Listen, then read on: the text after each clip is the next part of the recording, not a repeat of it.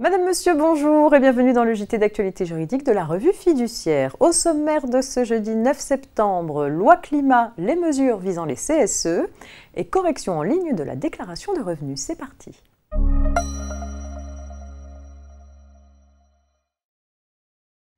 La loi du 22 août 2021 portant lutte contre le dérèglement climatique et renforcement de la résilience face à ses effets intègre une dimension environnementale dans le Code du travail, notamment au niveau des missions du comité social et économique. À cet égard, les CSE des entreprises d'au moins 50 salariés seront désormais informés et consultés sur les conséquences environnementales des décisions prises par l'employeur en matière d'organisation, de gestion et de marche générale de l'entreprise.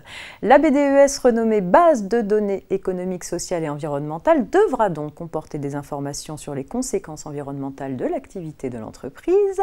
En outre, pour permettre aux CSE de bénéficier d'une expertise sur leur nouveau domaine de consultation, la mission de l'expert comptable auquel ils peuvent recourir dans le cadre des 3 grandes consultations récurrentes pourra porter sur tous les éléments d'ordre économique, financier, social ou environnemental nécessaires à leur compréhension.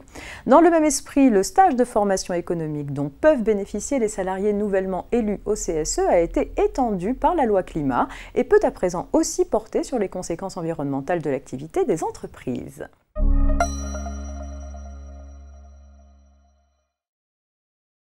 Les particuliers qui ont déclaré leurs revenus de 2020 en ligne ont la faculté de corriger leur déclaration s'ils s'aperçoivent après réception de leur avis d'imposition qu'ils ont commis une erreur ou un oubli. Ce service de télécorrection est ouvert depuis le 4 août dernier et peut également être utilisé par les contribuables ayant bénéficié du dispositif de déclaration automatique.